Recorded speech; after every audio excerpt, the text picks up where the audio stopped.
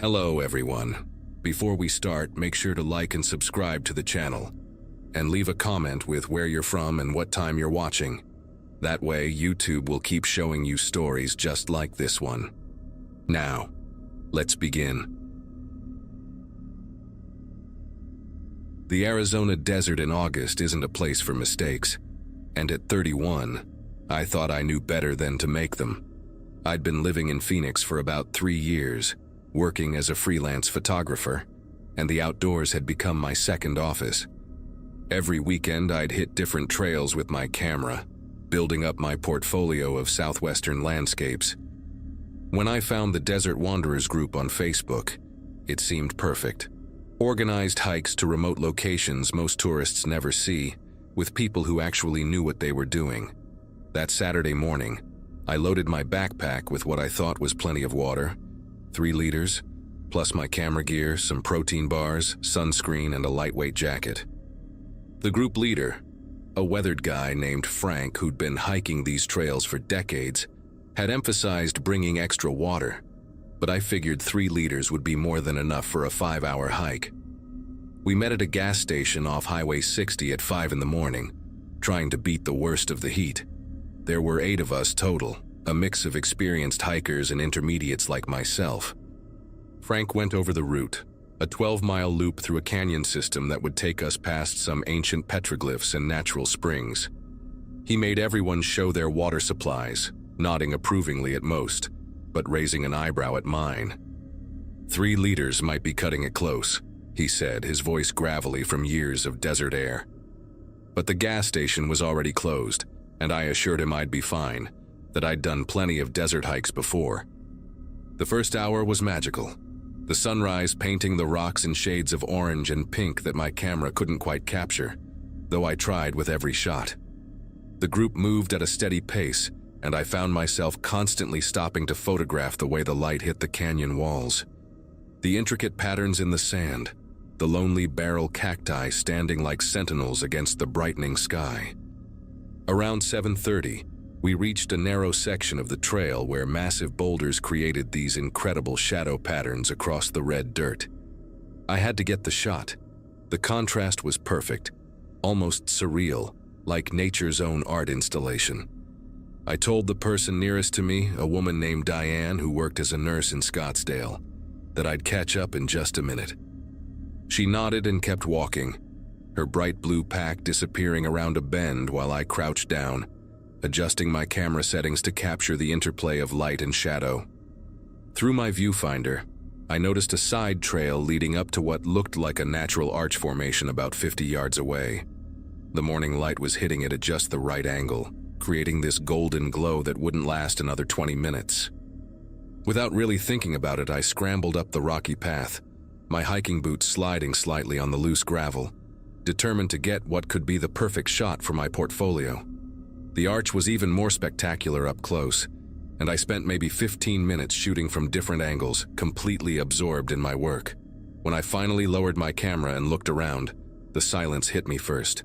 No voices, no footsteps on gravel, no sounds of other hikers. The main trail below seemed empty in both directions, and I realized with a quick spike of annoyance that the group hadn't waited for me. I scrambled back down to the main trail, choosing to go right because that's where we'd been heading.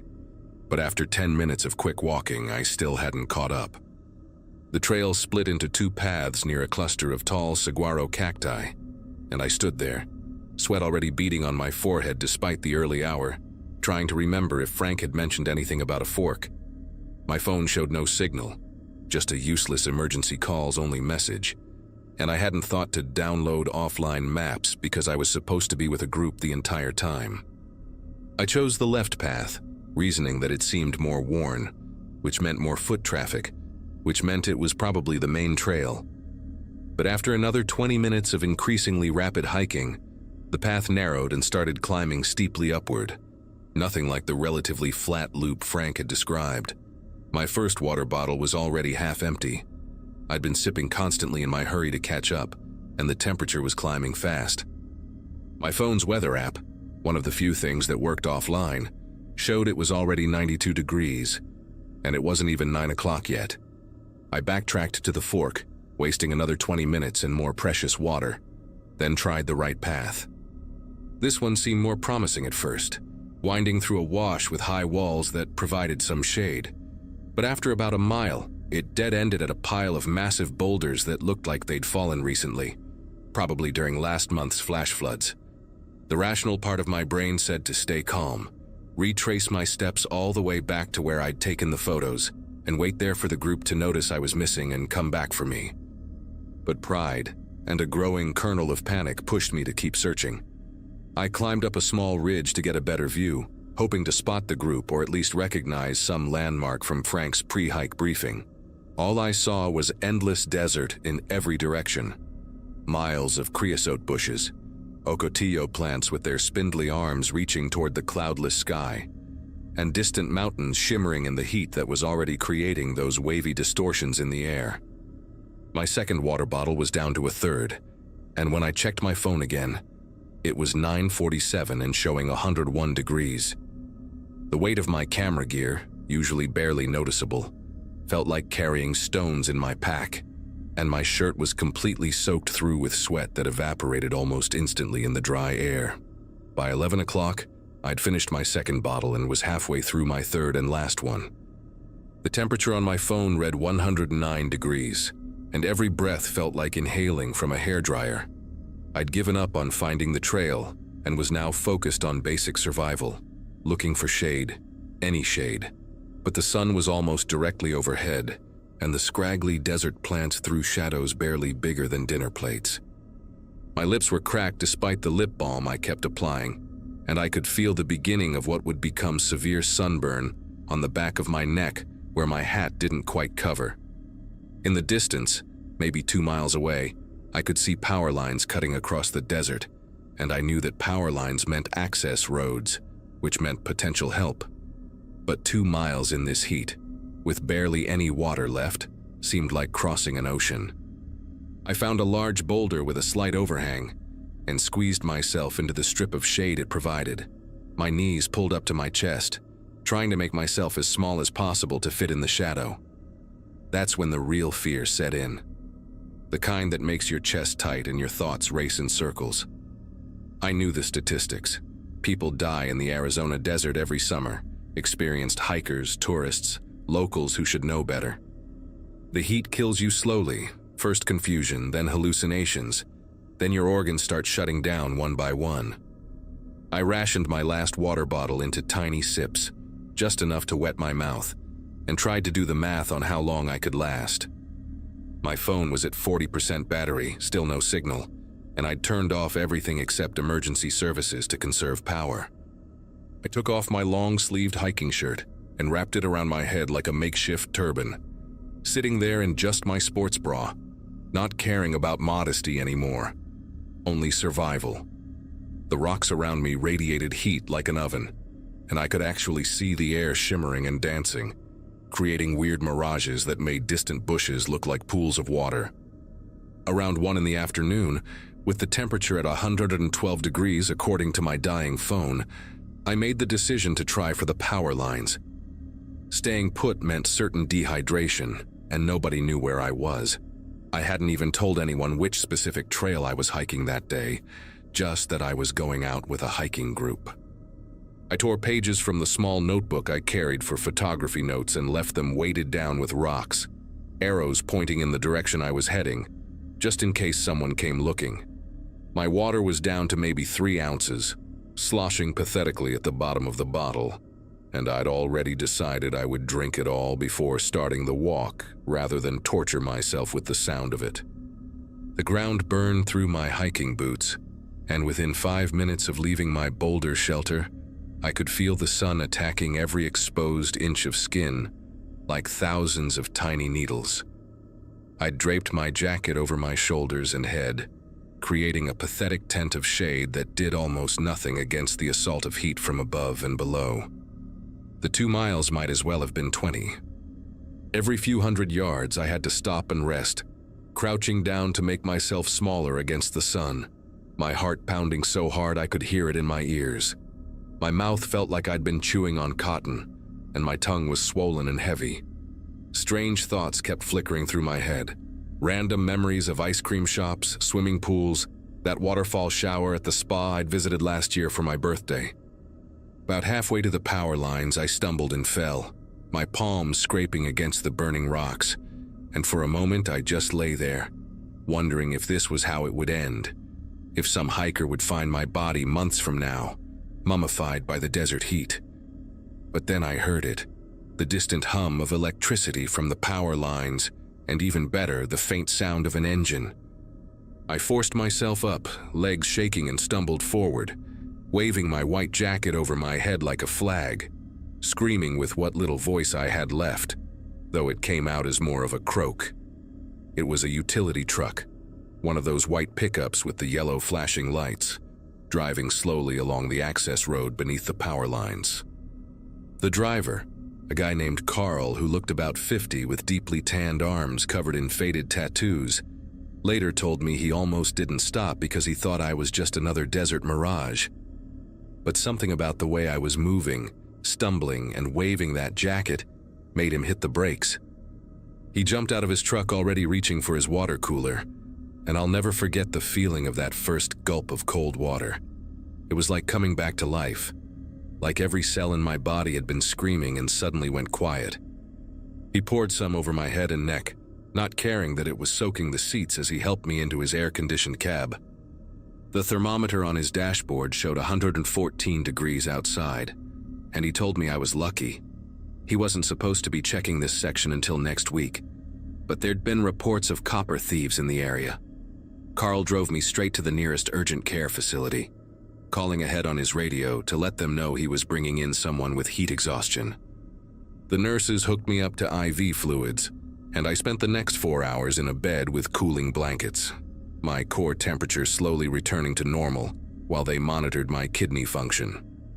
Frank and the hiking group had realized I was missing when they reached the lunch spot, and had already called search and rescue by the time Carl found me. The doctor, a young woman who'd trained in emergency medicine specifically for desert-related injuries, told me bluntly that another hour or two in that heat without water could have meant organ failure. I still have the scars on my palms from where I fell, pale little reminders that fade a bit more each year. These days, I still photograph the desert, but I never hike alone. I carry 6 liters of water minimum, and I bought a GPS beacon that sends my location to satellites every 10 minutes. That $12 device might seem like overkill to some people, but they didn't spend 3 hours thinking they were going to die alone in the Arizona desert, watching the power lines shimmer in the heat while their bodies slowly shut down.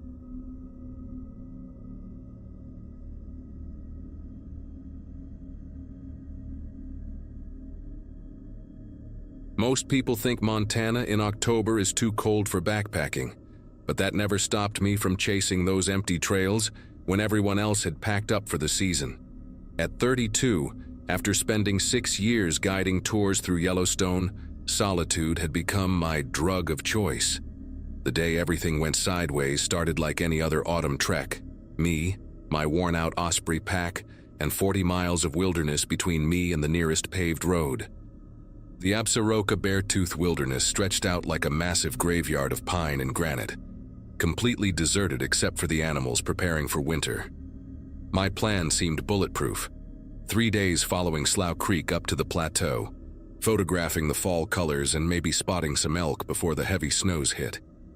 The ranger at the Cook City station had mentioned increased grizzly activity near the berry patches, but honestly, after years of carrying bear spray and never needing it, those warnings had started to feel like background noise. The spot where everything unraveled sat about 11 miles from the trailhead, tucked between 2 ridges where the creek made this perfect S-curve through a meadow. Setting up camp took longer than usual because the ground had already started to freeze, making it nearly impossible to drive tent stakes deep enough to hold against the wind. By the time my little orange shelter stood ready, darkness had swallowed the valley whole, leaving just the circle of light from my headlamp dancing across the frost-covered grass. Dinner consisted of lukewarm instant ramen eaten straight from the pot, while sitting on a fallen log, watching the stars emerge one by one in that crystal-clear mountain sky. The temperature had already dropped below 20 degrees, and every exhale created these little clouds that hung in the air before dissolving. After hanging my food bag on the bear pole 100 yards from camp, standard procedure that had become muscle memory, exhaustion pulled me into my sleeping bag around 8:30, way earlier than usual, but typical for solo trips when there's nothing to do after dark. The breathing woke me up somewhere around 2 in the morning, this deep rhythmic huffing that made the tent walls vibrate with each exhale. My first thought jumped straight to grizzly, that distinctive sound of a large predator investigating something new in its territory. Through the thin nylon, maybe 3 feet from where my head rested against the stuff sack I used as a pillow, came the unmistakable noise of something massive shifting its weight from paw to paw. The bear spray sat right next to my sleeping bag, exactly where training had taught me to keep it, and my fingers found the safety tab in the darkness while trying to control my own breathing. Every wilderness course I'd ever taken screamed the same advice. Stay quiet, don't move. Let the bear lose interest and wander away. Bears investigating tents usually just wanted to satisfy their curiosity before moving on to find actual food. But this one started circling, and each footfall sent vibrations through the frozen ground that I could feel in my chest. Then came the pawing, gentle at first, like a dog scratching at a door, testing the strange orange fabric that had appeared in its territory. The tent pole near my feet bent inward as the animal pressed against it, and I could hear claws catching on the rainfly, creating these tiny ripping sounds that made my teeth clench. My headlamp lay within reach, but turning it on would only confirm my presence inside what probably looked like a giant piece of exotic fruit to a hungry bear preparing for hibernation. The circling continued, methodical and patient, occasionally punctuated by these low grunts that sounded almost conversational, like the bear was talking to itself while solving a puzzle. When it pressed its nose against the tent wall near my torso, leaving a wet mark that gleamed in the starlight filtering through the fabric, every instinct screamed at me to run. But running meant unzipping the tent, which would take precious seconds, and stepping directly into the path of an animal that could cover 30 yards faster than I could blink. The moment arrived when the bear hooked its claws through the mesh window near the door and pulled, tearing a 6-inch gash that let in a rush of freezing air, along with the overwhelming smell of wet fur and rotting meat. That smell. God, nothing prepares you for how a grizzly smells up close, like a mixture of dog kennel, compost heap, and something ancient and wild that triggers every evolutionary alarm in your brain. My thumb pressed down on the bear spray trigger, but nothing happened. The safety tab had come off fine, but the mechanism had completely frozen in the sub-zero temperature, leaving me holding a useless canister while staring at a massive brown snout pushing through the tear in my tent. Panic finally won over training, and my body moved before my brain could stop it. Rolling sideways, I grabbed my flashlight and dove for the back of the tent, using my shoulder like a battering ram to burst through the fabric opposite from where the bear stood. The cold hit like jumping into ice water, but adrenaline kept my legs pumping as I sprinted blindly into the darkness, with only the bouncing beam of my flashlight showing glimpses of trees and rocks.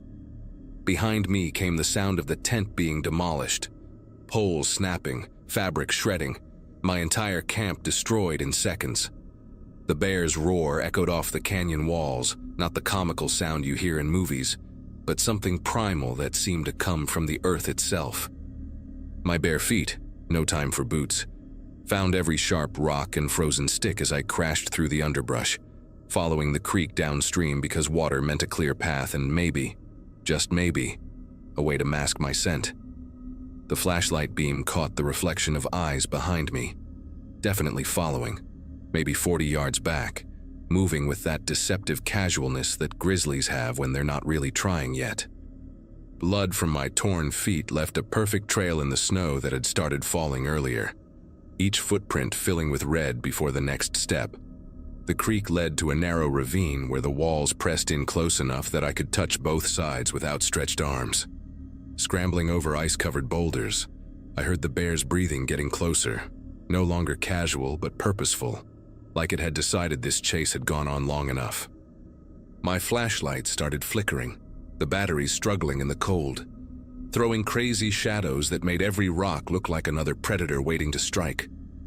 About 50 yards into the ravine, I found what looked like salvation.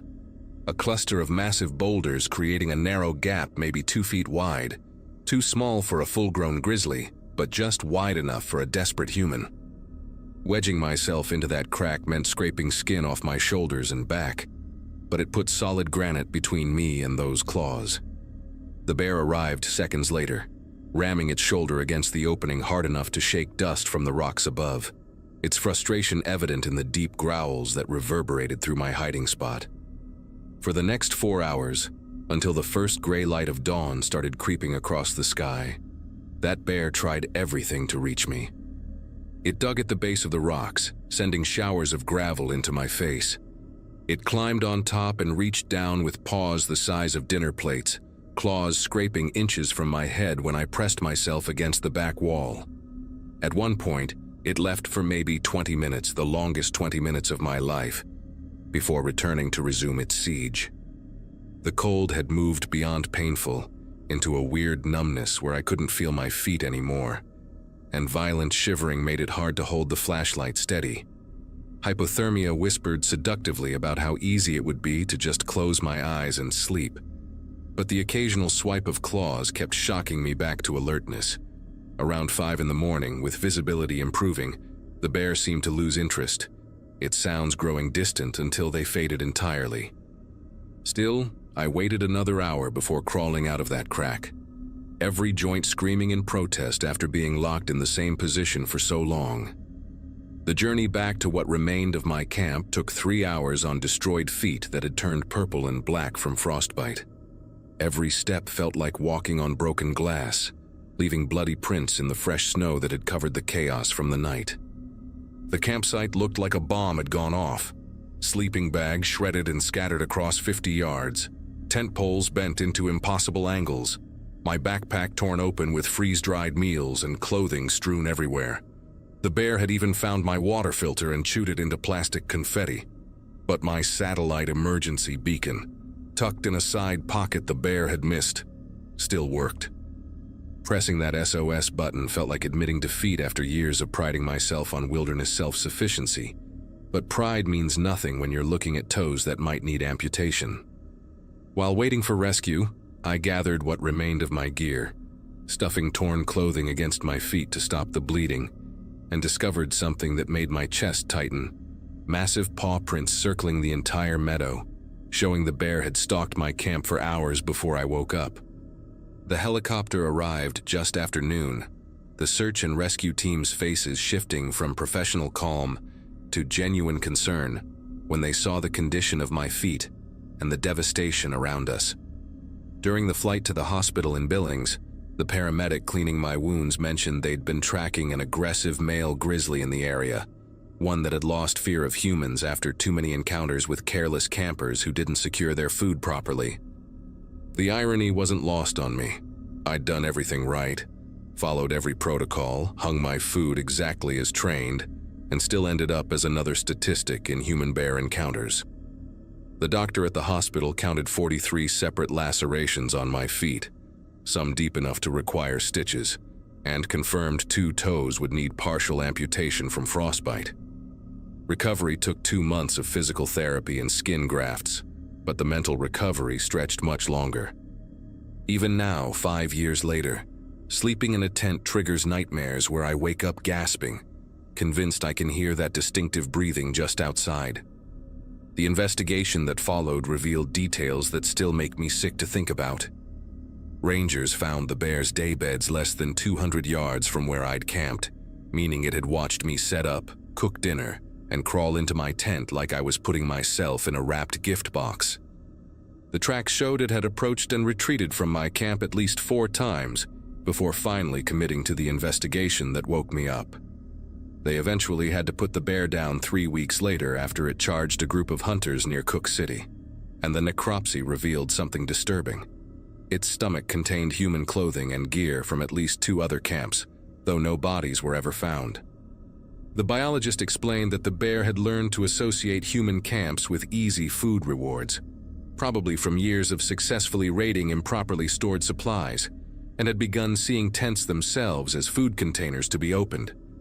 What saved me, apparently, was pure luck. The ravine I'd stumbled into while running blind was the only geographical feature for miles that could have provided adequate protection from a determined grizzly. These days, I still guide tours through Yellowstone, but something fundamental has changed in how I move through wild spaces. Every snapping twig makes me pause. Every shadow holds potential danger, and I carry 2 cans of bear spray plus a backup that I keep at body temperature to prevent freezing. When clients ask about my pronounced limp or why I wear special boots to accommodate my modified feet, I tell them the story, watching their faces shift from excitement about spotting wildlife to understanding the reality of sharing space with apex predators. The wilderness isn't malicious or evil. That bear was just being a bear, following instincts honed over thousands of years. But it's not our friend either. Not some Disney movie where respect and proper food storage guarantee safety. Sometimes you do everything right and still end up bleeding in the snow, wedged between rocks while 700 pounds of muscle and claws tries to drag you out. That's the truth they don't put in the camping guides. Nature doesn't care about your training, your experience, or your bear spray. When you step into those mountains, you're accepting that contract, walking into something beautiful and terrible that might just decide to remind you where you really stand on the food chain.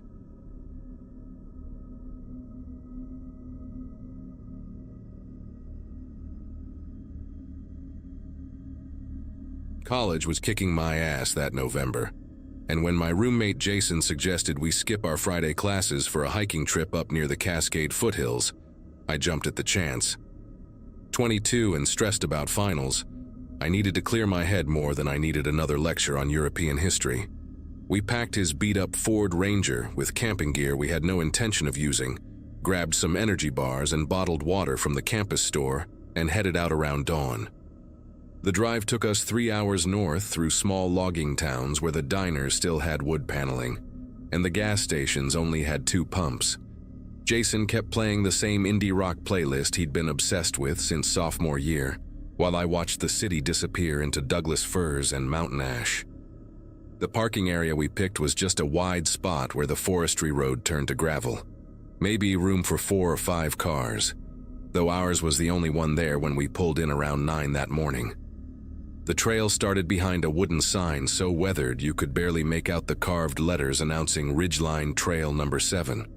Jason grabbed his backpack while I tied my bootlaces tighter and pulled on the fleece jacket my mom had sent me the previous month. The path was narrow, covered in pine needles that had turned bronze and slippery from the recent rain, and it switched back through trees so thick that even though the sun was out, everything stayed dim and cold underneath the canopy.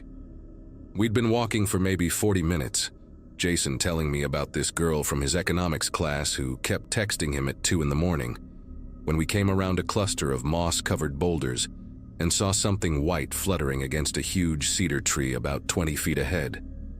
At first I thought it was trash, maybe toilet paper some asshole hiker had left behind. But as we got closer I could see it was a paper mask, one of those cheap Halloween ones you'd buy at a dollar store, pinned to the bark with what looked like a hunting knife.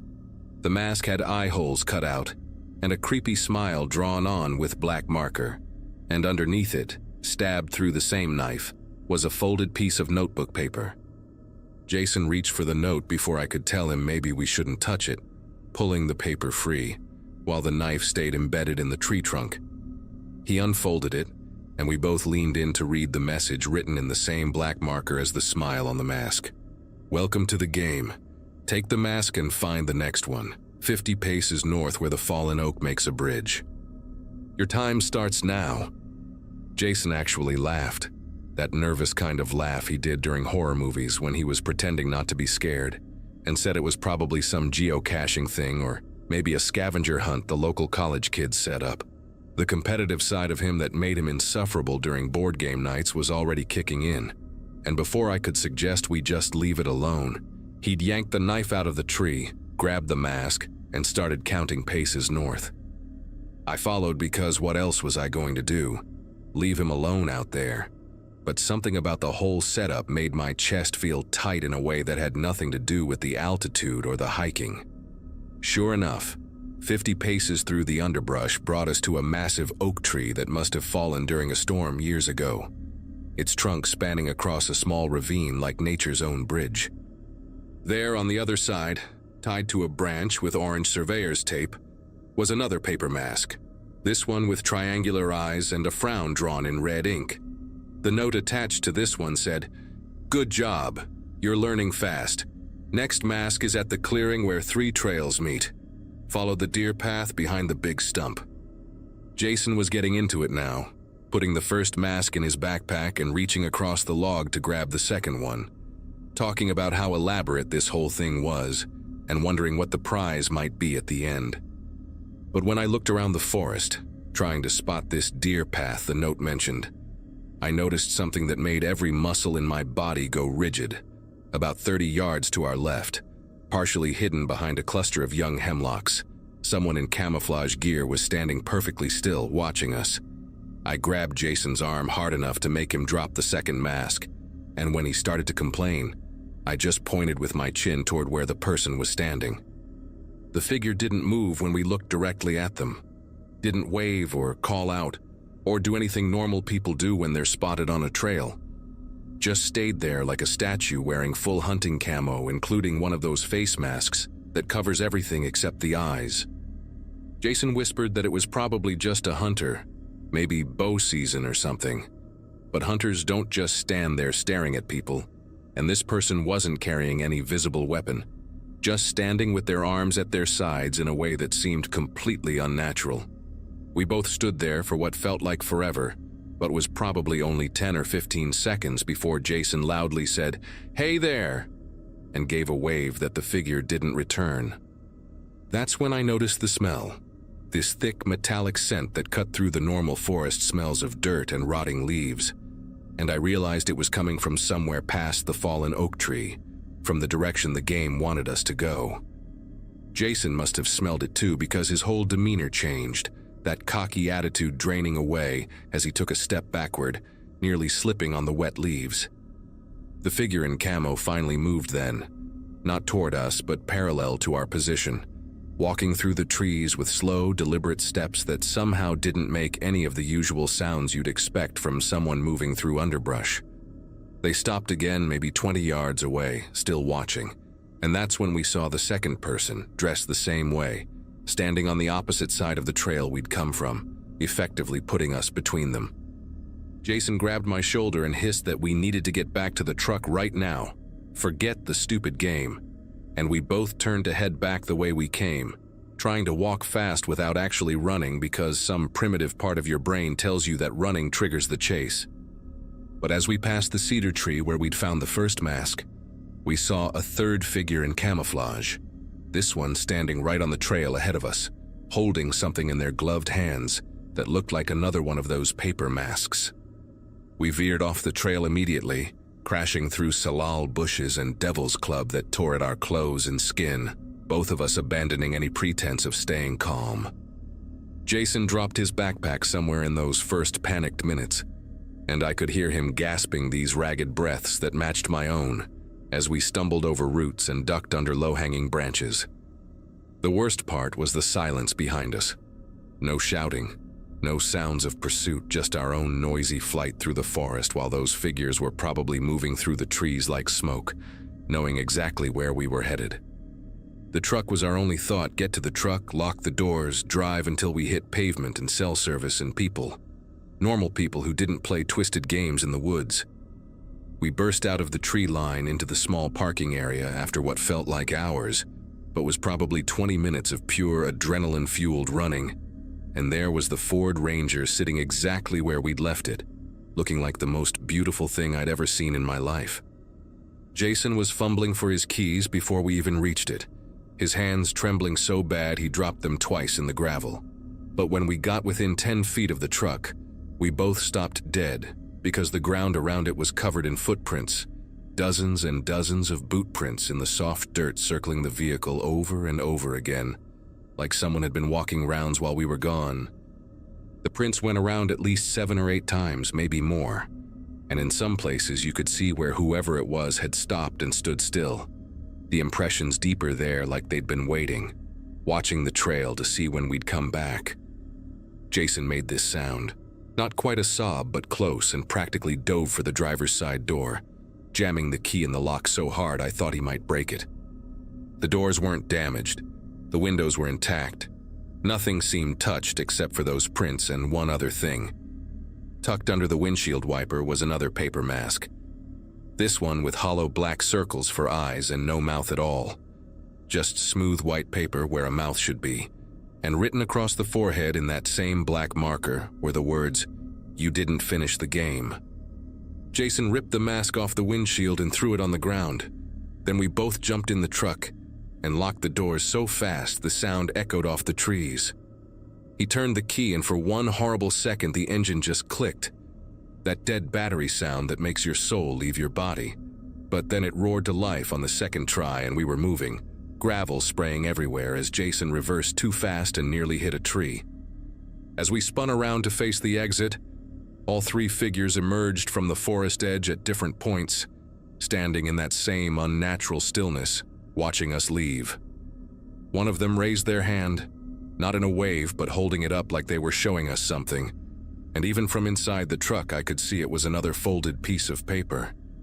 Jason floored it down the forestry road, taking the turns way too fast. The truck fishtailing on the loose gravel while I kept looking back expecting to see vehicles following us. But there was nothing, just empty road and dust.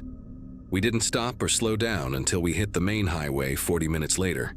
And even then Jason kept checking the mirrors obsessively, while I called 911 on my finally working phone. The sheriff's deputy who met us at a gas station in the nearest town looked exactly like every small-town cop you've ever seen. Thick mustache and skeptical expression included. And I could tell within the first minute of our story that he thought we were full of shit. He took notes about the masks and the people in camouflage, said he'd have someone check the trail, but kept asking if we'd been drinking or taking anything, looking at our pupils with his flashlight, even though it was barely afternoon. When Jason demanded they go up there right now, that those people might still be there, the deputy said something about bow season bringing out all kinds of hunters and how city kids often misinterpret normal forest activity. He gave us his card, said to call if anything else happened, and suggested we head home and get some rest.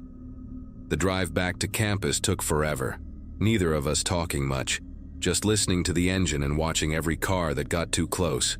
And when we finally made it to our apartment, Jason went straight to his room and didn't come out for the rest of the weekend. The next Thursday, Jason finally told me he'd been doing research online, finding old news articles about hikers going missing in that area over the years, though nothing recent enough to seem connected to what we'd experienced. He showed me this blog post from 3 years earlier, where someone described finding paper masks on trees during a solo hike. But the post ended abruptly, and the account never updated again. We decided to never talk about it with anyone else after our friends started making jokes about us getting spooked by hunters, calling us paranoid whenever we declined invitations to go camping. But here's the thing that still makes me lock my doors twice every night and avoid hiking altogether.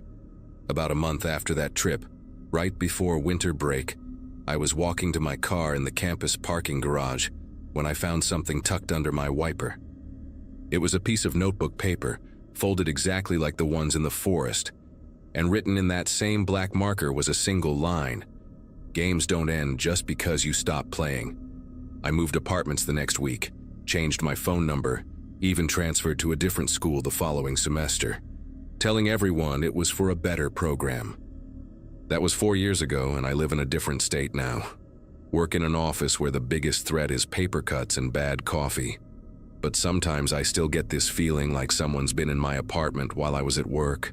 Nothing stolen or moved. Just this sense that someone stood in my space, breathing my air, waiting. Jason and I don't talk anymore. He dropped out that spring. Last I heard he was living with his parents and working construction. But about 6 months ago I got an email from an address I didn't recognize with no subject line and just an attachment. When I opened it against my better judgment, it was a photo of a tree with a paper mask pinned to it. Those same hollow eyes and missing mouth, And in the background, blurry but unmistakable, was the apartment building I'd just moved into 3 weeks earlier. I went to the police, but what could I say that didn't sound insane? And what crime had actually been committed anyway? So now I just live with it, changing locks that probably don't matter, avoiding forests I used to love, and wondering if one day I'll come home to find footprints circling my car again. Or worse, finally meet whoever's been playing this game for so much longer than just that one November morning.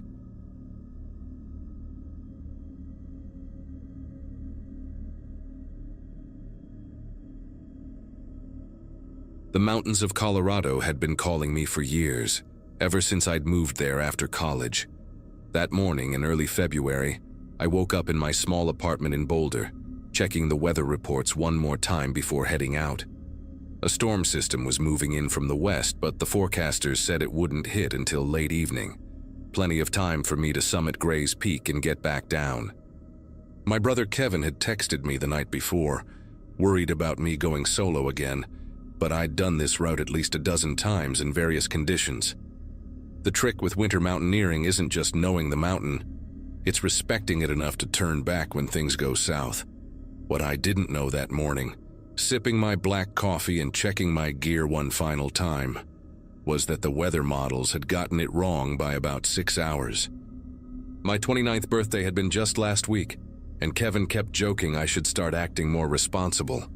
But the mountains were where I felt most alive. I reached the trailhead around 7 in the morning, the parking area completely empty except for my pickup truck. The temperature gauge on my dashboard read -12 degrees Fahrenheit, but with my layers, merino wool base, insulated middle, and my trusted red shell jacket, I felt prepared. My pack contained all the essentials: extra batteries for my GPS, energy bars, 2 liters of water in insulated bottles, emergency bivvy, headlamp, and my avalanche beacon. I'd even thrown in chemical hand warmers as backup. The first 2 miles went smoothly, my crampons biting into the packed snow as I followed the summer trail route. The sky above showed that deceptive winter blue that makes you think everything's going to be fine, but I noticed the wind picking up earlier than expected, sending small snow devils spinning across the exposed sections of trail. Around 9:30, I reached the tree line where the real climb begins. The temperature had dropped even further, and ice crystals formed on my beard every time I exhaled. My GPS showed I was making good time, about 3 miles in with another 4 to the summit. The device had been acting sluggish in the cold, taking longer to refresh my position, but I didn't think much of it. I'd memorized this route anyway, knew every switchback and false summit. The ridge ahead looked pristine, untouched snow gleaming like crushed diamonds in the morning sun. I stopped to eat an energy bar and drink some water, making sure to keep the bottles inside my jacket between sips so they wouldn't freeze. That's when I noticed the clouds building on the western horizon, dark and heavy, moving faster than they should have been. The weather apps on my phone still showed the storm arriving around 8 that evening, but those clouds told a different story. By the time I reached the final approach to the summit ridge, around 11, the sky had transformed completely. What had been crystal blue was now a threatening gray, and the wind had gone from annoying to genuinely concerning, gusting hard enough to knock me sideways if I wasn't careful. My GPS screen flickered once, twice, then went completely black. The cold had killed it, despite the extra batteries warming in my chest pocket. I pulled out my phone to use as backup navigation, but the battery indicator showed only 15%. The cold was draining it faster than I'd ever seen. I managed to send one quick message to Kevin, almost at the summit. The message showed delivered just before the screen went dark. No GPS, no phone, and those clouds were moving in like a wall of static on an old television, eating up the valley below me. I could maybe make the summit in 30 minutes, but getting down would take at least 3 hours in good conditions, and these weren't going to be good conditions much longer. The smart move would have been to turn around right then, use the remaining visibility to get below tree line before the storm hit. But I kept thinking about that message to Kevin, almost at the summit, and how close I actually was. Pride is a dangerous thing on a mountain. I decided to push for the summit, telling myself I'd just tag it quickly and head straight back down.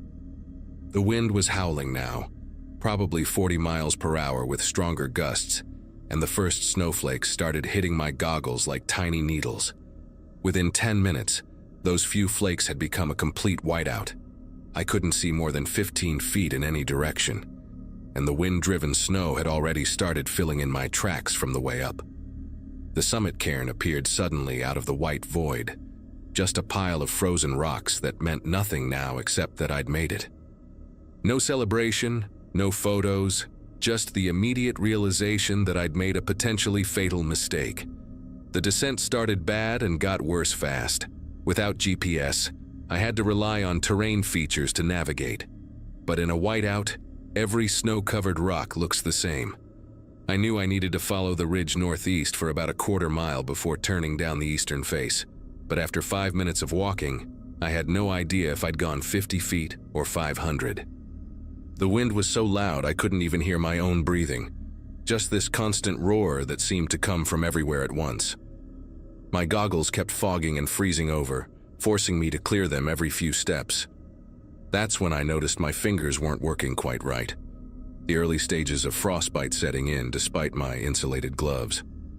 I'd been out in the cold too long, moving too slowly, and my body was starting to shut down the extremities to preserve core heat. Every mountaineer knows that once frostbite starts, you're on borrowed time. I made the decision to stop moving and dig in. The alternative was wandering blind off a cliff or into an avalanche zone. Using my ice axe and what strength I had left, I carved out a small depression in the lee side of what felt like a large boulder, though I couldn't actually see it properly through the storm. The emergency bivy sack from my pack took 3 tries to open with my fumbling fingers, and getting inside it while wearing crampons in that wind was like trying to fold myself into an envelope during a hurricane. Once inside, I pulled out the chemical hand warmers I'd packed, cracking them and shoving them into my gloves and boots. The relief was immediate, but I knew it was temporary. These would only last a few hours. My watch showed it was just past noon. If the storm followed the original forecast and cleared by evening, I might have a chance. If it lasted through the night, the math became much simpler and much worse. The survival statistics for overnight exposure at 14,000 feet in a blizzard aren't something you want to think about when you're living them. Inside the bivy sack, with the wind screaming just inches from my face, I had time to really consider my situation. Search and rescue wouldn't even start looking until tomorrow at the earliest. Kevin would assume I was hunkered down somewhere safe for the night when I didn't check in. The mountain rescue teams don't deploy in conditions like these anyway. It would just add more casualties. My choices had narrowed to 2 equally terrible options: stay put and hope I could survive 18 to 20 hours in sub-zero temperatures with minimal shelter, or try to descend blind through terrain that killed experienced climbers even in good weather. The eastern face had several cliff bands that required careful route finding and perfect visibility. One wrong turn and I'd walk straight off a 100-foot drop. But staying put meant fighting hypothermia all night, with just a thin bivy sack between me and the kind of cold that stops hearts. I could already feel it creeping in, that drowsy warmth that isn't warmth at all, but your body lying to you as it shuts down. Then I remembered something from an avalanche course I'd taken years ago, the instructor talking about terrain navigation in whiteouts. He'd mentioned following fall lines, how water and gravity never lie about which way is down. If I could find the natural drainage of the slope and follow it carefully, testing each step with my ice axe, I might be able to descend without walking off a cliff. It was still insanely risky, but it gave me something better than blind wandering. I forced myself out of the bivy sack, the wind immediately trying to rip it from my numb hands as I stuffed it back in my pack. The hand warmers had helped enough that I could grip my ice axe properly, though I couldn't feel my toes anymore. I started probing the snow ahead of me, feeling for the subtle dip that would indicate the natural fall line of the slope. Each step became a ritual: probe with the axe, test the snow stability, shift my weight forward, repeat. Time lost all meaning in that white void. I could have been moving for 20 minutes or 2 hours. The first cliff band announced itself when my ice axe suddenly found nothing but air. I'd been shuffling forward in my careful rhythm when the axe just dropped, nearly pulling me forward with it. I jerked back, heart hammering, and sat down hard in the snow. In clear weather, I knew there was a way around this cliff to the north, maybe 200 yards along the ridge. But 200 yards in a whiteout might as well be 200 miles.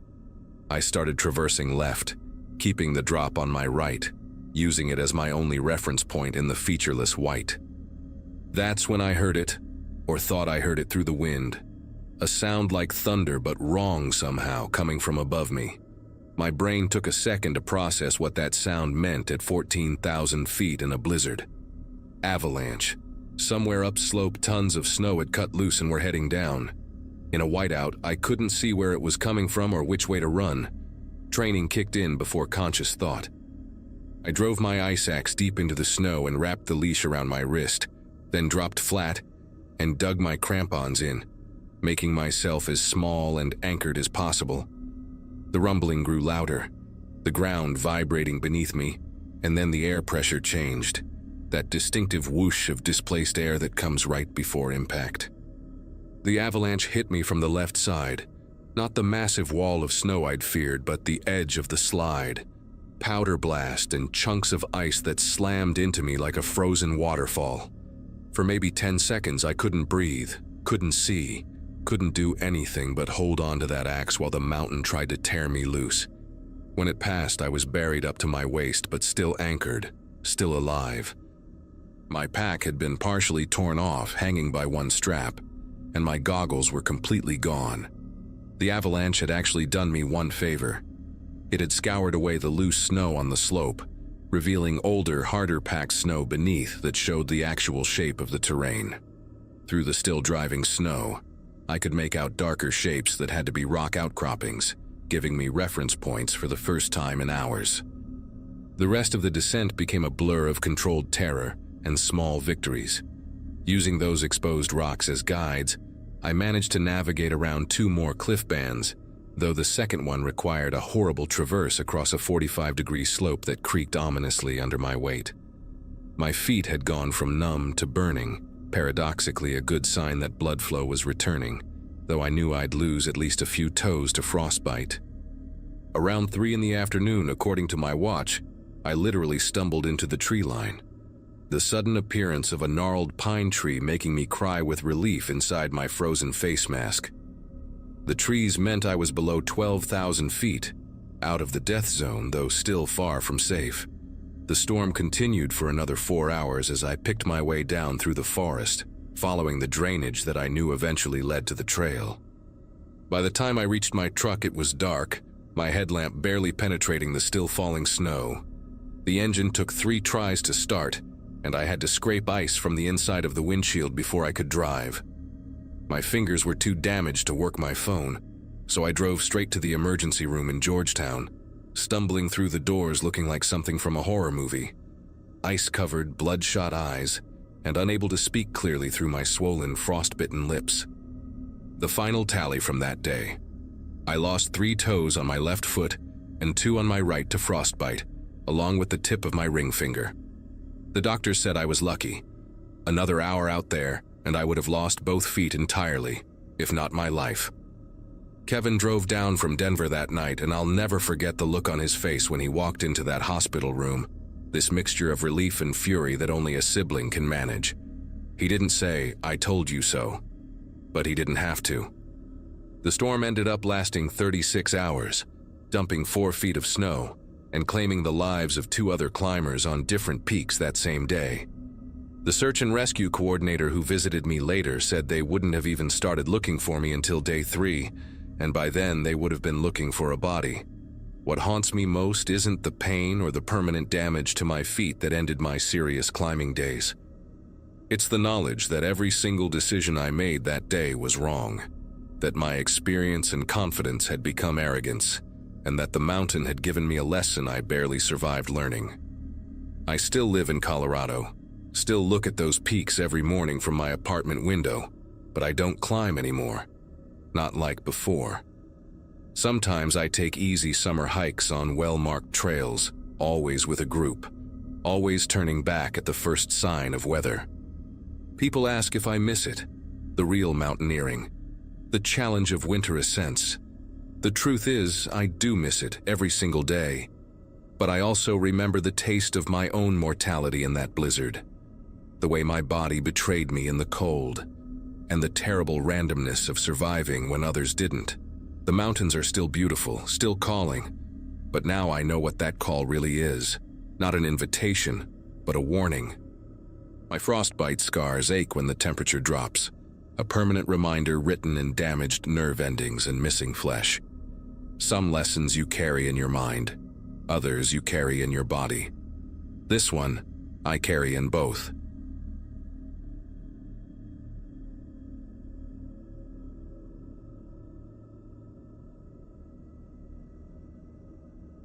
Every parent thinks they're prepared for the worst until it actually happens.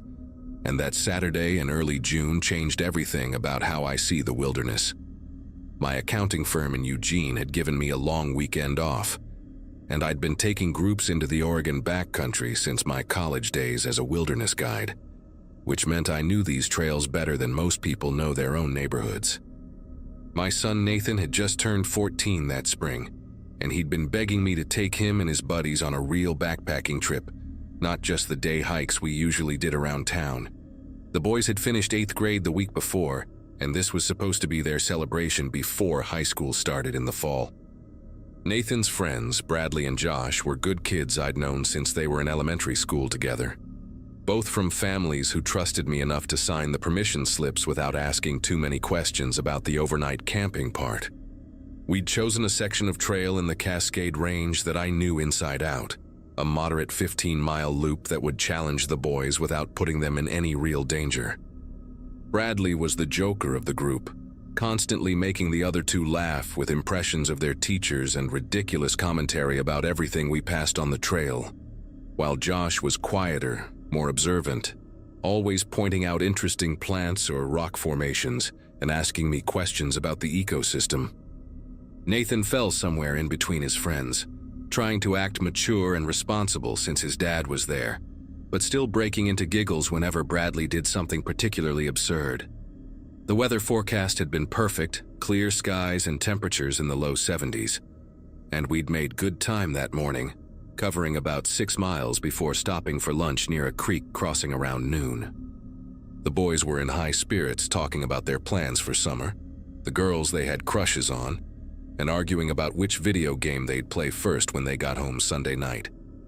The creek where we stopped was running higher than usual from the late spring snowmelt, crystal clear water rushing over smooth granite rocks that had been polished by centuries of flow. Josh had finished his sandwich first and was already crouched by the water's edge, filling his bottle, while Bradley tried to balance on a fallen log that stretched halfway across the stream. Nathan was helping me collect the trash from lunch, stuffing granola bar wrappers into the designated garbage bag we'd pack out, when Bradley announced he needed to refill his water bottle too. All 3 boys had those fancy filtered bottles their parents had bought specifically for this trip, the kind that could supposedly clean any water source, though I'd still insisted we stick to running streams just to be safe. The sound of the creek was loud enough that we had to raise our voices slightly to talk, which is probably why none of us noticed exactly when Josh stood up from the water's edge and walked back toward the trees. Bradley was still messing around on his log, pretending to be a tightrope walker and making Nathan laugh, when I did a quick head count and came up 1 short. The space where Josh had been crouching by the creek was empty, just his water bottle cap sitting on a rock where he'd left it. My first thought was that he'd gone behind a tree to take a leak, which was perfectly normal, so I called out his name in that casual way parents do when they're not really worried yet. No answer came back, just the constant rush of water over rocks and Bradley asking what was wrong. Nathan immediately picked up on the change in my voice and started scanning the tree line, while Bradley hopped off his log and jogged over to where Josh had been. The forest around us was thick with Douglas firs and hemlocks, their trunks creating a maze of shadows even in the midday sun, but visibility was still decent for about 30 yards in most directions. The next 10 minutes shifted from mild concern to genuine worry, as we spread out in different directions, calling Josh's name with increasing volume and urgency. Bradley found the first tracks about 20 feet from where Josh had been filling his water bottle. Clear boot prints in the soft dirt heading back toward the main trail we'd come from. The prints were definitely Josh's, matching the distinctive waffle pattern of his new hiking boots that his mom had bought him specifically for this trip. We followed them together, the three of us moving quickly but carefully, expecting to find Josh around every bend, maybe sitting on a rock checking his phone or taking pictures of something interesting he'd spotted. But the tracks kept going, weaving between trees in an oddly purposeful way, like he'd been following something or someone, though we hadn't seen another soul on the trail all morning. About 200 yards from the creek, right where the trail curved around a massive boulder covered in moss, the footprints simply stopped, as if Josh had been lifted straight up into the air. Nathan was the first to start genuinely panicking, his voice cracking as he called out for Josh over and over, while Bradley kept insisting this had to be some elaborate prank, that Josh was probably hiding behind a tree waiting to jump out and scare us. But I knew Josh wasn't that kind of kid, never had been in all the years I'd known him, and the way those tracks just ended made every hair on my arm stand straight up. I pulled out my phone to check for signal, knowing it was unlikely but hoping maybe I could call for help. But the screen showed exactly what I expected. No service, not even a single bar. The GPS on my phone was acting strange too, showing our location jumping around erratically, placing us sometimes miles away from where we actually stood. My old compass, the one my father had given me 20 years ago when I first started hiking, was spinning lazily in circles when I pulled it from my pack, the needle refusing to settle on magnetic north or any direction at all. The afternoon sun was already starting to angle through the trees when I made the decision to search in a grid pattern, keeping Nathan and Bradley within sight at all times while we methodically covered the area around where the tracks disappeared. Every few minutes I'd blow the emergency whistle attached to my pack, 3 short bursts followed by 3 long ones, the universal distress signal I'd taught all 3 boys at the start of our hike. Bradley had gone quiet, no more jokes or attempts to lighten the mood, just mechanically calling Josh's name every 30 seconds, like some kind of broken recording. Nathan stayed close to me, close enough that I could hear his breathing getting more ragged with each passing minute, and I kept putting my hand on his shoulder to reassure him, even though I felt anything but reassured myself. We must have covered every square foot of forest within a quarter-mile radius, checking behind fallen logs, inside the hollow base of an old-growth cedar, even looking up into the canopy in case Josh had somehow decided to climb a tree, though that made no logical sense whatsoever.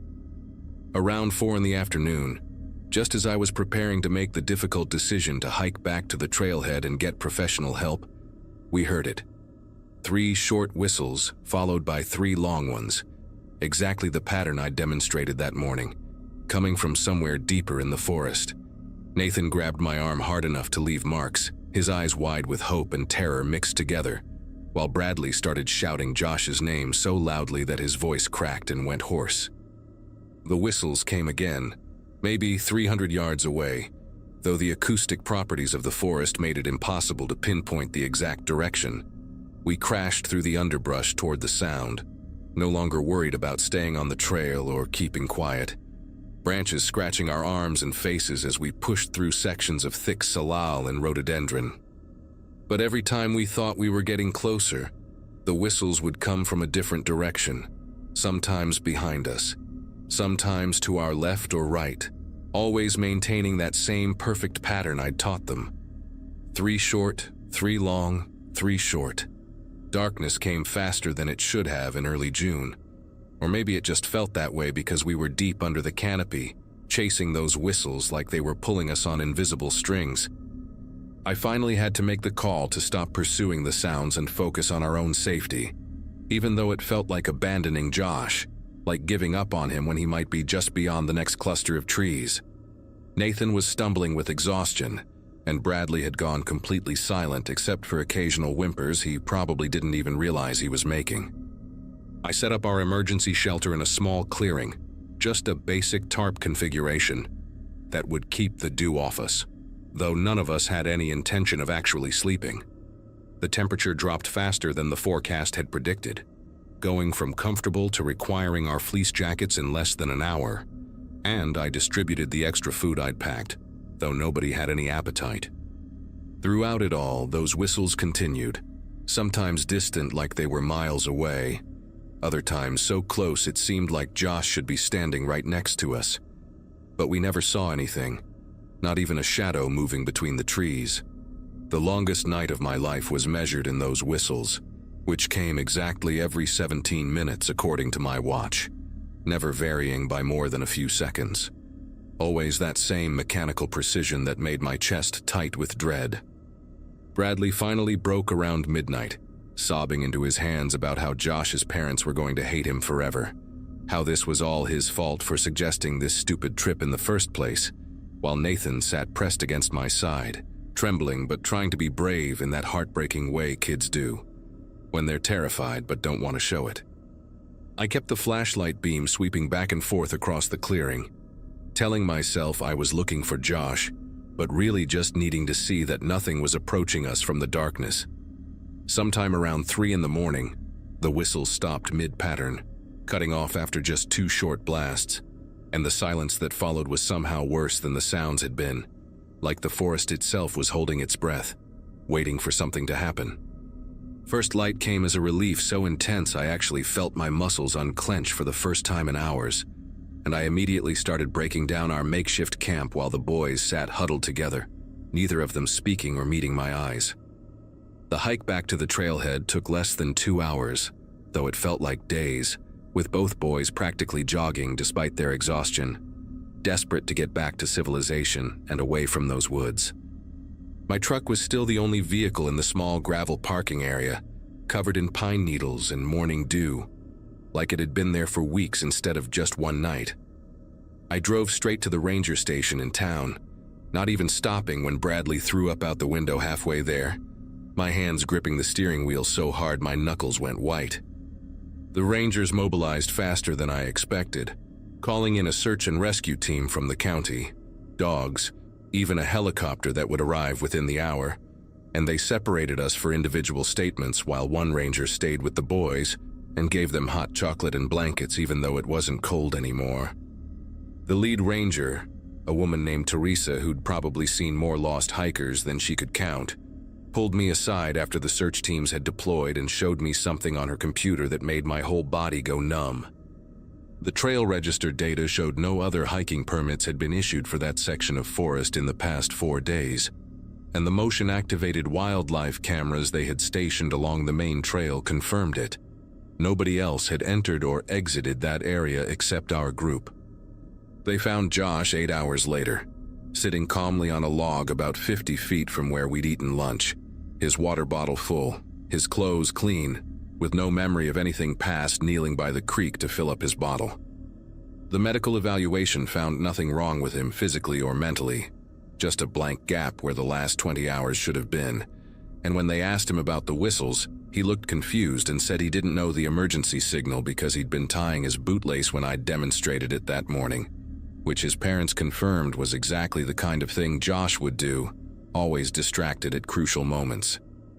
The investigation went on for another 2 weeks, with rangers and even some federal forestry officials combing through every inch of that trail, but they never found any explanation for what happened that day. Josh's parents were just grateful to have him back safe, though they politely declined when I offered to pay for therapy sessions, saying they'd handle it as a family, and I understood the unspoken message that they blamed me, even if they were too kind to say it out loud. Bradley and Nathan never talked about that night, not to each other, not to their parents, not even to me, though Nathan started sleeping with his light on and quit the wilderness club at school the following fall. The official report listed it as a case of temporary disorientation, possibly caused by dehydration or mild heat exhaustion, completely ignoring the 20 hours Josh was missing, the malfunctioning compass and GPS, and those perfectly timed whistles that none of us could explain.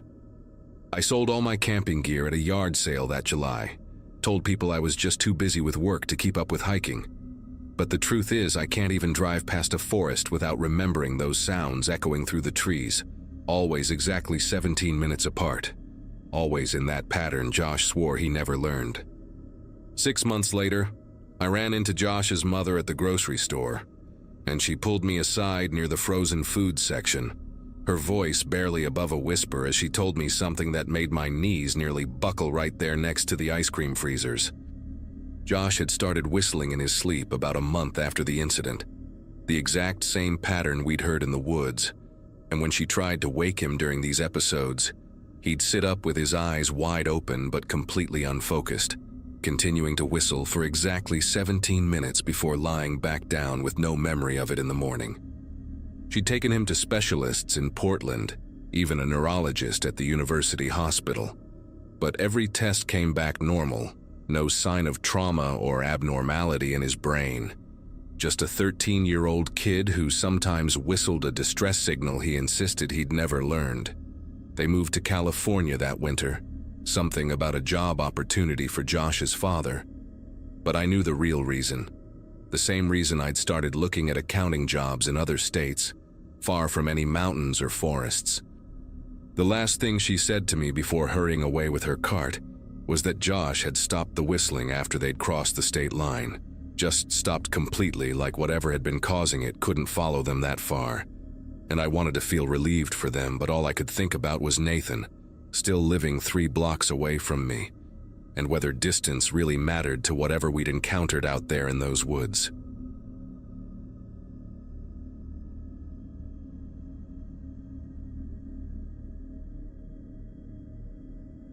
Six months ago, my husband Christopher and I decided to explore some back roads in northern Michigan during what should have been a simple weekend camping trip. At 32, I worked remotely doing medical transcription, and Chris taught high school chemistry, so we often took advantage of long weekends to disconnect from everything and just drive through the forests. We'd been married for 4 years by then, and these little adventures were our way of keeping things interesting, discovering hidden waterfalls or abandoned mining towns that weren't in any guidebook. That particular Saturday in early April started like any other exploration day.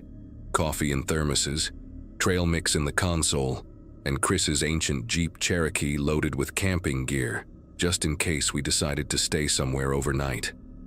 The morning had been foggy, but by noon the sun was breaking through the trees, creating those beautiful light shafts that photographers always chase, and we were both in great moods, singing along to the classic rock station until the signal faded into static. About 3 hours into our drive, somewhere between Grayling and Roscommon, we turned onto a Forest Service road that looked promising. You know how some roads just call to you, especially when they curve away into dense pine forests, where the canopy gets so thick it blocks out the sky.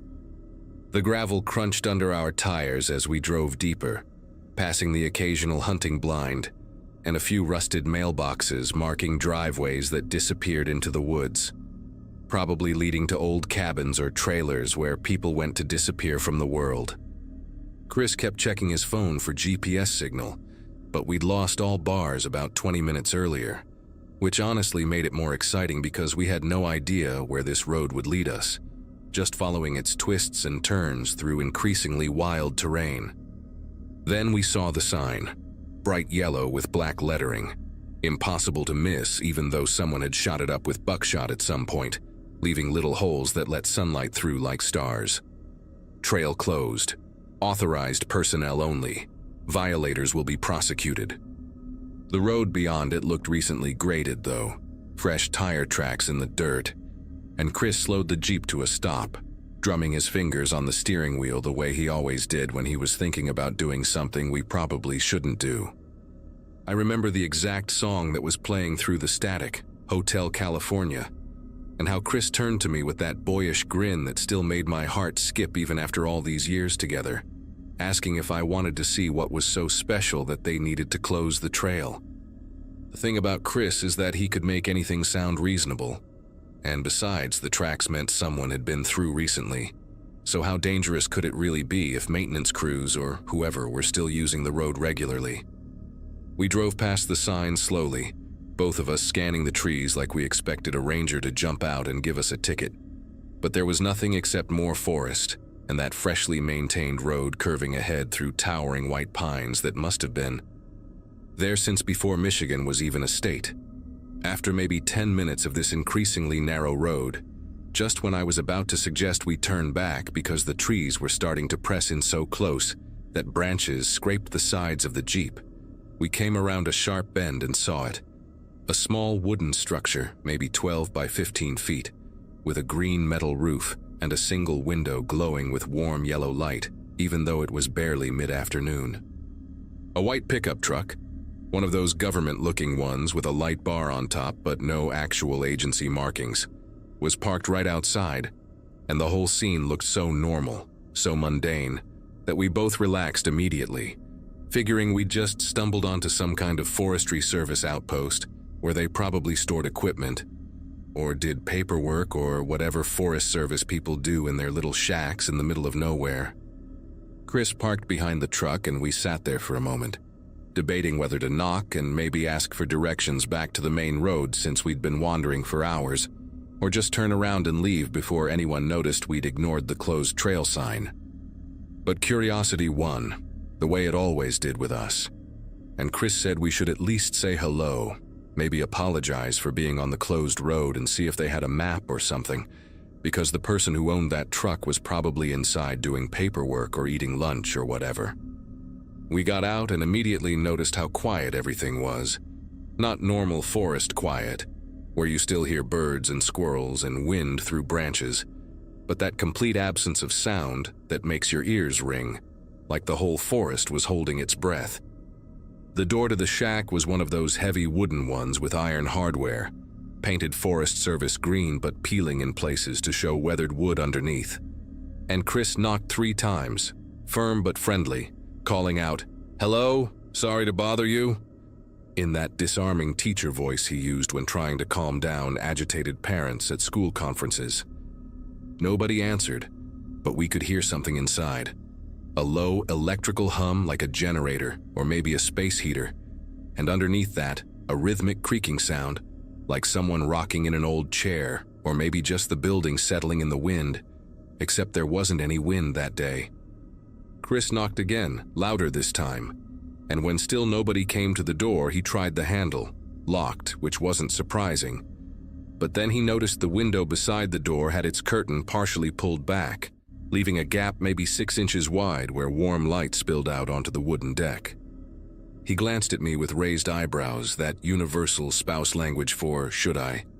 And before I could really answer either way, he was already stepping over to peer through that gap, cupping his hands around his eyes to cut the glare from the afternoon sun. I watched his body language change in real time.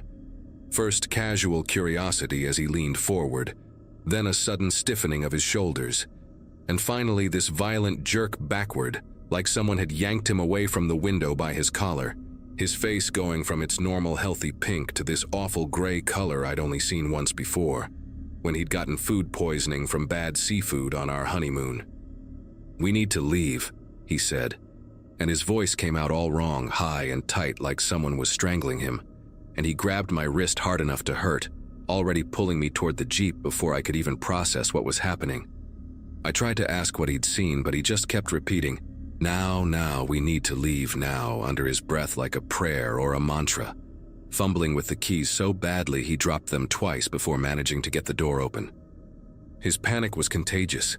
I found myself running to the passenger side without understanding why, my heart hammering against my ribs as I jumped in and slammed the door, watching Chris jam the key into the ignition with trembling fingers. The Jeep roared to life and he threw it in reverse so fast the tires spun, spraying gravel against the underside. And I remember gripping the door handle so hard my knuckles went white as he executed the fastest 3-point turn I'd ever seen him do, the whole vehicle lurching and fishtailing as he got us turned around on that narrow road. We must have driven for 20 minutes in complete silence, except for the roar of the engine and the gravel pinging off the chassis.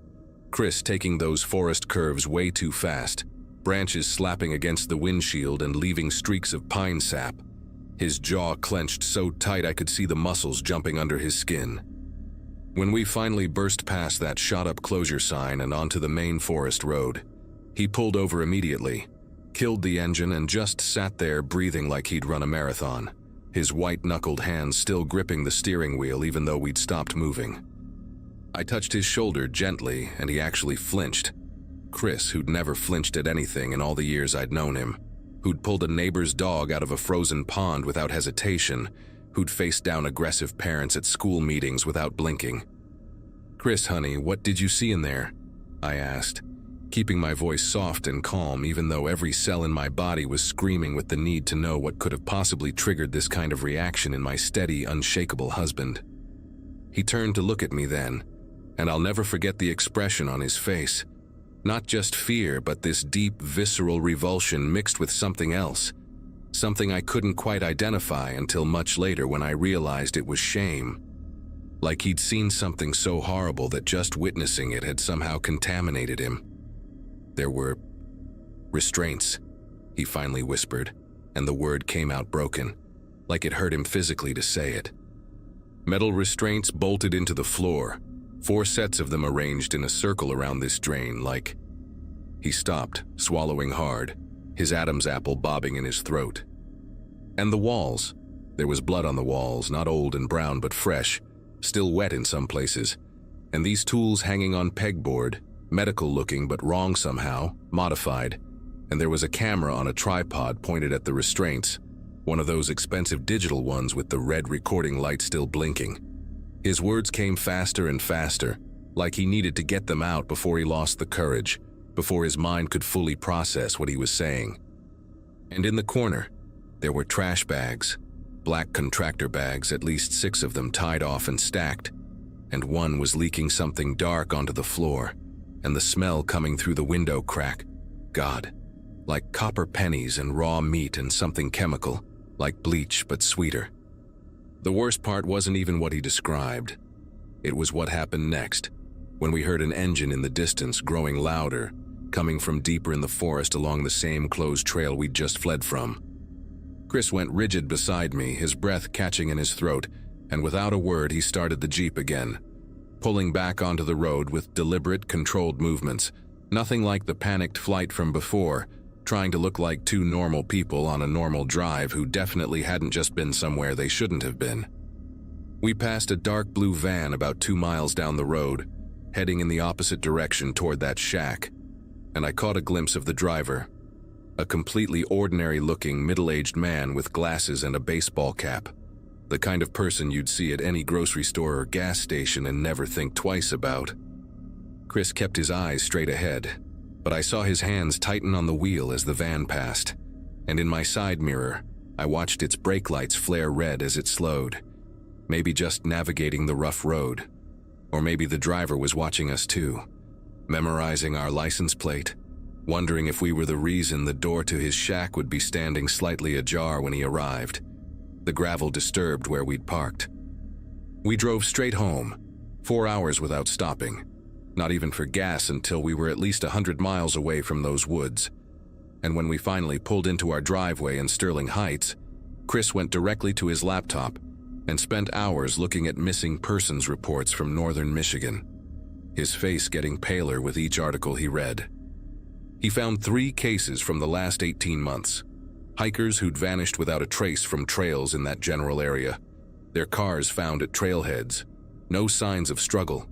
Just gone like they'd walked into the forest and dissolved into mist. But what really destroyed him? What made him close the laptop and walk to the bathroom where I heard him throwing up?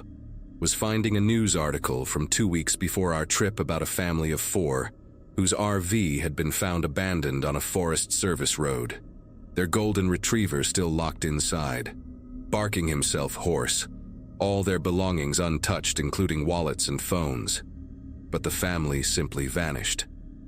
The article included a photo of them at Christmas, parents in their 30s like us, 2 kids grinning with missing teeth, the kind of normal, happy family you'd see at any school pickup line or weekend soccer game.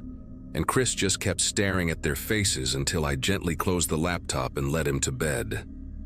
That was 6 months ago, and Chris still won't talk about it beyond what he told me that day in the Jeep, won't even acknowledge it happened most of the time. But I know he called in an anonymous tip to the state police from a payphone at a rest stop the next day, though nothing ever came of it that we heard about. Sometimes I catch him staring at nothing, and I know he's back there, looking through that window, seeing things that shouldn't exist in a civilized world. And the worst part is that we both know someone is still using that shack, that the man in the blue van went back there and found our tire tracks, maybe found where Chris's handprints disturbed the dust on the window. And somewhere out there is a person who knows that two people saw something they shouldn't have seen. We've talked about moving, starting fresh somewhere far from Michigan, but we both know it wouldn't matter. You can't unsee something like that, can't unknow that places like that exist, hidden in plain sight behind closure signs that most people respect, operating in the spaces where nobody thinks to look, where the forest swallows sound and abandoned roads lead to nightmares dressed up as maintenance shacks with their lights still on, waiting for curious couples who should have just kept driving.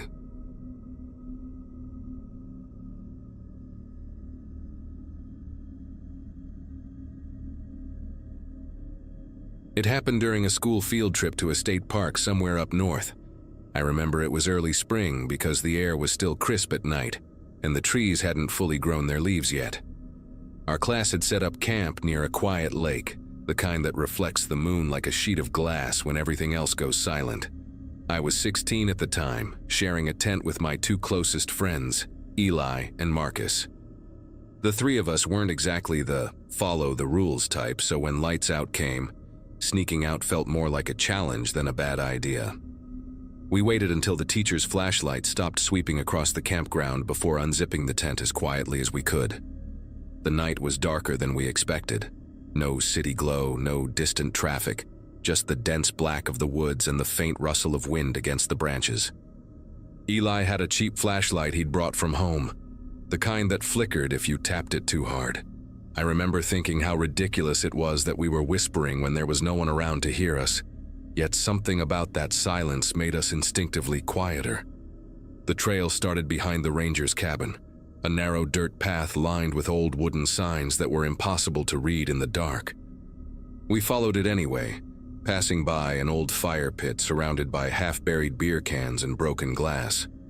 At first it was exciting, the kind of thrill you get when you know you're breaking the rules but still feel untouchable.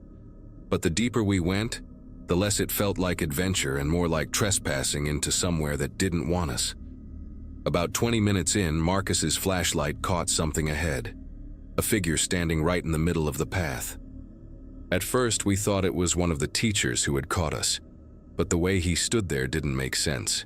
He wasn't moving, not even shifting his weight, just standing, facing our direction, holding something in his right hand that gleamed when the light hit it. It looked like a long knife, maybe a hunting one. None of us said anything for a few seconds. The woods around us were dead quiet, except for the buzzing of insects and the soft hum of Eli's trembling breath. Eli whispered something about turning back, but before any of us could move, the man tilted his head slightly, like he was trying to get a better look at us through the dark. That small movement was enough to send a shock through me. He didn't say a word, didn't step forward, didn't even raise the knife. He just turned his head a bit more, and the reflection from our flashlight hit his face, pale, expressionless, and so still it looked almost painted on. We backed up slowly, trying not to crunch the leaves under our shoes, and when we finally turned around to head back toward camp, we realized the path behind us looked different, like the forest had shifted while we weren't paying attention. We walked faster, whispering to each other about where the trail markers were, trying to find the broken fire pit we'd passed earlier. The trees seemed denser now, their branches leaning over us like arms. Every so often, Eli would swing his flashlight back, and the beam would catch glimpses of something, a branch maybe, or just our own shadows. But then Marcus swore he saw movement. He shined his light behind us, and there he was again, standing a few yards away. Same posture, same knife hanging loosely at his side. He wasn't running or hiding. He was just there, watching the glow of our flashlights as if waiting for us to move again. At some point, Eli dropped his flashlight, and when it hit the ground, the light rolled and faced the trees on the left.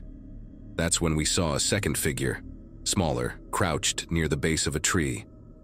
We thought it was an animal at first, until it stood up straight. It was another person. The two of them were perfectly still, both facing us, and in that moment, I couldn't hear anything. No crickets, no wind, not even our own breathing. It was like the whole forest was holding its breath with us.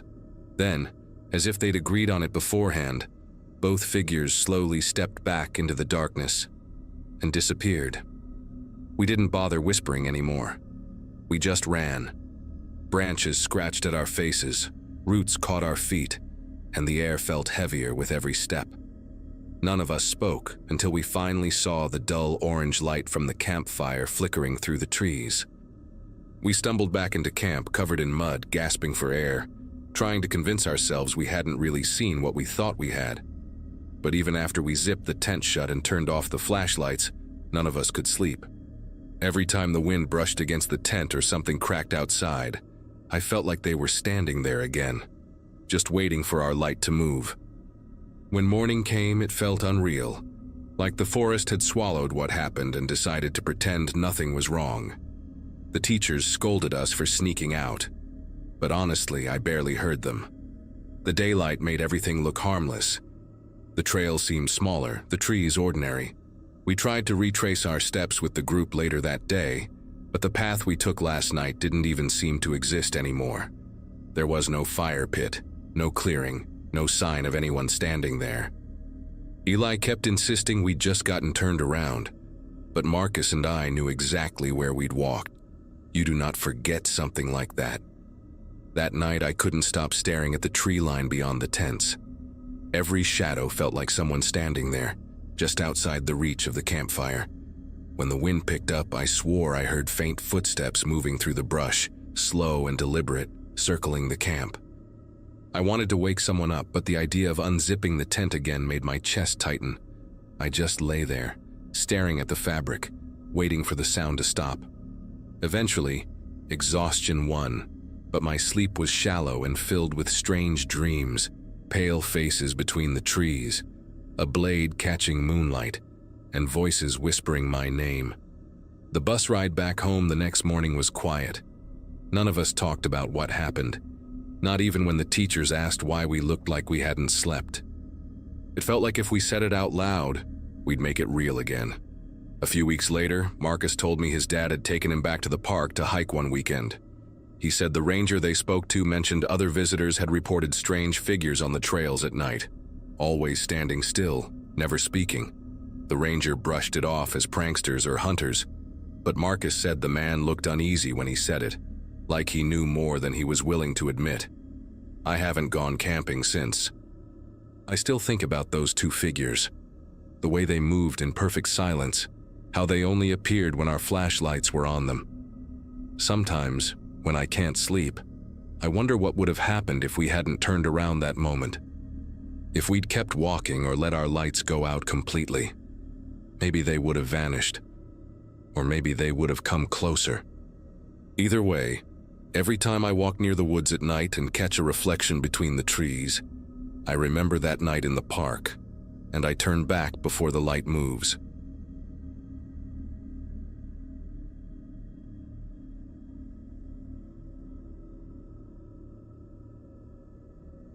I live in a small town not far from the national forest, and hiking has always been something that keeps me sane. My boyfriend and I had been exploring different trails every weekend that spring, trying to find quiet places away from the crowds. That morning, we picked a trail we had never tried before, one that led up to a scenic overlook people online described as breathtaking. The drive there was peaceful, miles of green hills, scattered cabins, and a sky that looked heavy with rain but never broke. We parked near a narrow dirt road with a weathered sign barely standing upright, the paint almost gone. It felt like one of those places where nature had started to reclaim what humans had built. The first part of the hike was calm. The air smelled of wet pine, and the sound of a stream followed us for a good while before fading into silence. My boyfriend Aaron walked a few steps ahead, occasionally turning to smile at me as if to say, "See, this was worth it." We talked about getting sandwiches afterward, about maybe bringing friends next time. The quiet there was different. dense but not threatening, almost too still. I remember thinking how rare it felt to be somewhere that untouched, where the only sound was the rhythm of our boots against the dirt. About an hour in, we saw a truck parked slightly off the trail near a clearing.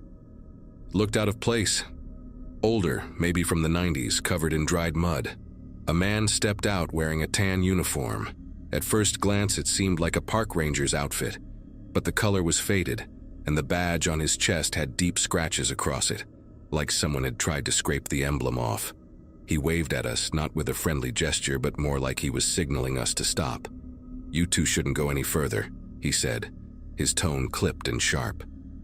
"There's been bear activity past the ridge." Aaron thanked him, but I noticed a few things that didn't sit right. The truck had no license plates, not even temporary tags. There were dents along the side as if something had struck it. And the man, he wasn't carrying a radio or any equipment, just a small black backpack slung over one shoulder. His expression was unreadable, but his eyes lingered too long, flicking between the two of us like he was sizing us up. He told us again, more firmly this time, that we needed to turn back immediately. When Aaron asked if the trail was officially closed, the man didn't answer. He just repeated the warning, louder, as if we were children ignoring him. Aaron wanted to keep walking, but something about that man's tone got under my skin. It was not just the words. There was no trace of concern in how he said them. It sounded rehearsed, almost forced, like he was repeating a script. I asked which direction we should take to get back safely, but he only pointed toward the trailhead we had come from. His hand trembled slightly when he did, even though his face stayed completely still. The silence that followed made me feel like we were intruding on something private. Finally, Aaron muttered a quick thanks and turned to leave, and I followed, glancing back once. The man hadn't moved. He stood beside his truck, watching us, his head tilted just a bit too far to one side. We walked in silence for a while after that. The forest felt different now, still the same trees and wind, but heavier somehow, like the air itself had thickened. Every sound made me flinch, branches snapping, birds calling, the crunch of gravel under our boots. After 10 or 15 minutes, Aaron laughed softly and said, maybe the guy was just being overcautious, but he didn't sound convinced. He kept checking behind us, pretending he was just admiring the view. At one point he stopped and said he thought he heard an engine in the distance, but when we listened, there was nothing, just the faint rustle of leaves. When we reached the car, I turned around expecting to see the clearing where the truck had been, but there was nothing there. No tire marks, no broken branches, not even a patch of flattened grass. The spot looked untouched, like no vehicle had ever been parked there. We sat in the car for a moment, trying to laugh it off. Still, Aaron locked the doors before turning the key. The drive down the dirt road felt longer than before. I remember glancing out the window, half expecting to see that same truck behind us. We didn't speak again until we were back on the main road, where the cell signal finally returned. Later that afternoon, we stopped by the ranger station near the park entrance to report what had happened. The woman at the front desk looked confused when I described the man's uniform. She checked a clipboard and then made a call to someone in the back. A few minutes later, another ranger came out, an older man with a serious face, and asked us to repeat everything. When Aaron mentioned the missing license plates, the man's expression changed. He said there were no rangers assigned to that area today, and that part of the trail had been closed last week because a hiker had gone missing near the overlook. The ranger asked us to wait while he made another call. He stepped outside for a moment, and through the window I saw him pacing near a row of vehicles. When he came back, his tone had shifted. He said they had already sent someone to check that trail earlier that morning, another ranger who had found nothing unusual. Then he hesitated before adding that several visitors had mentioned hearing a truck engine in the woods the past few days, though none of them saw the driver. If you remember anything else, he told us, please call. He wrote his number on a yellow sticky note and slid it across the counter. I still have it in a drawer somewhere. That night, I could not stop replaying the moment when the man pointed toward the trailhead. The way his hand trembled, the blank look in his eyes. I tried to tell myself he might have been some volunteer or maybe someone pretending to help. But why the scratched badge? Why the missing plates? Aaron said it was better not to think about it, that we were safe, and that was what mattered. Still, I left the light on in the living room that night, half expecting to hear a car idling outside. A few days later, Aaron went back online to read about the missing hiker. A young man in his 20s, last seen heading up the same overlook trail. He never made it back to his car. The article said the only thing search teams found was a torn piece of uniform fabric near a dry creek bed. Not park issue, but close enough to confuse someone from a distance. That detail stayed with me. I stopped hiking for a while after that. Even the idea of walking in the woods made my chest tighten. It has been years since that day, but every time I see a ranger truck on the side of a road, I catch myself slowing down to check the plates. Part of me wants to believe we met someone who meant no harm, maybe just a person who lost his mind out there. But there is another part, quieter and more persistent, that wonders if the man we met was the reason that hiker disappeared, and if turning back when we did was the only thing that kept us from joining him.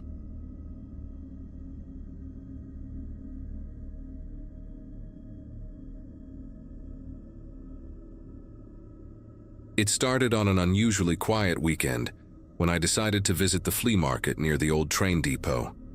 I had been saving up for a new lens, but the idea of finding something vintage always tempted me. The air smelled like old wood and metal polish, and every vendor seemed to have a story. That was when I saw it. A black DSLR sitting on a faded red tablecloth, the kind of camera you could tell had seen a lot of miles. The seller, an older man with sunburned skin and a crooked wedding band, said it belonged to a traveler who never came back for it. The price was too good to pass up, so I bought it without asking more. Back home, I wiped the dust off and checked the battery compartment. Inside, tucked beneath the latch, was a small memory card that looked ancient. Out of habit, I slid it into my laptop to see what was on it. Hundreds of photos loaded slowly. A group of 6 hikers smiling in front of a forest trail I instantly recognized. It was only a few miles from my town, a place I'd been to many times to shoot sunrises. The photos looked normal at first, full of laughter and motion blur, until I noticed something strange. In the later ones, a shadowy figure appeared far behind the group, barely visible between the trees. Each frame showed the same figure, blurry, dark, and slightly closer than before. It didn't look like a hiker. Its shape was too long, its posture slightly hunched, and in one shot its head was tilted in a way that didn't seem natural. I zoomed in, but the pixels fell apart before I could make out any features. My chest tightened with a mix of curiosity and unease. Maybe it was a trick of light, or maybe someone was following them.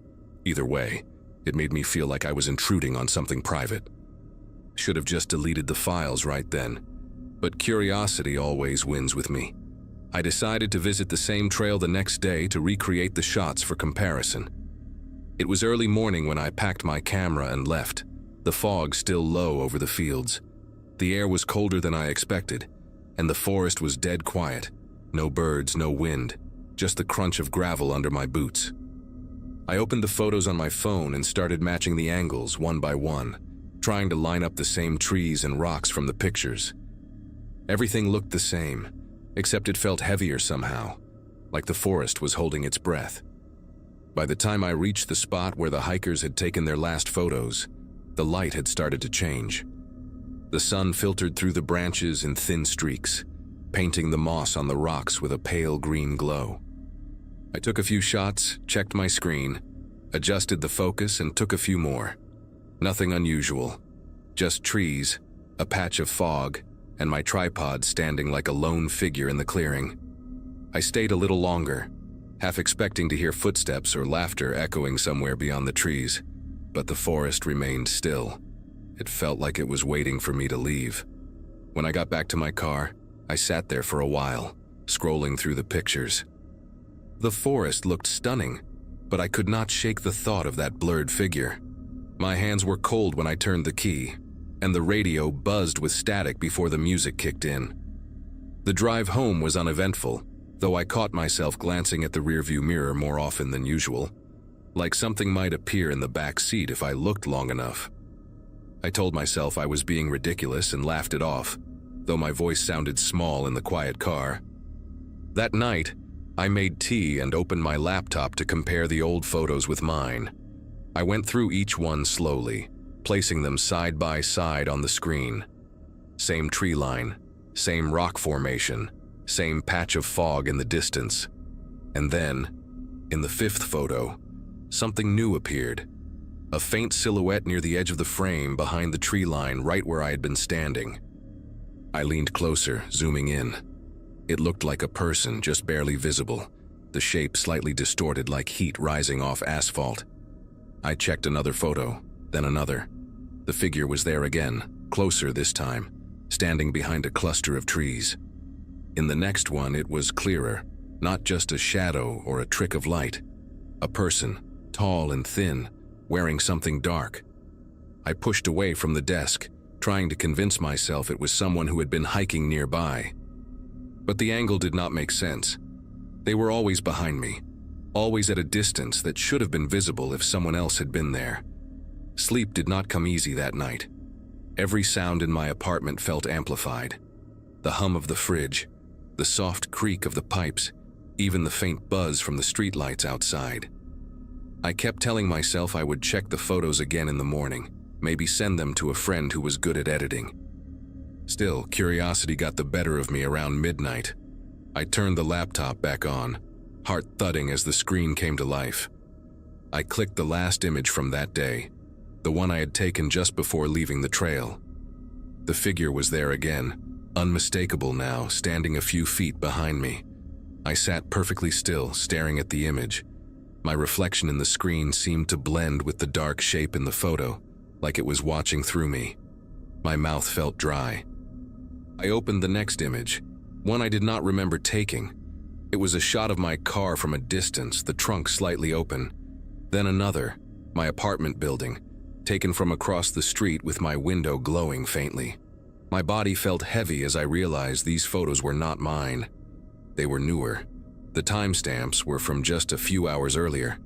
I unplugged the camera and shut my laptop, pacing the room while every shadow seemed to shift. I double-checked the locks on the door, pulled the curtains, and sat in the corner of the room with the lights on. Around 3 in the morning, my phone vibrated with a notification, a message from an unknown number. It contained one image, my living room. Same angle as where I was sitting, same light on, except I was not in the picture. I moved out a week later, sold every camera I owned. I still take pictures for work, but only with my phone now. The police never found anything when I reported it, and I stopped trying to explain the whole thing after the third time someone told me it was a prank.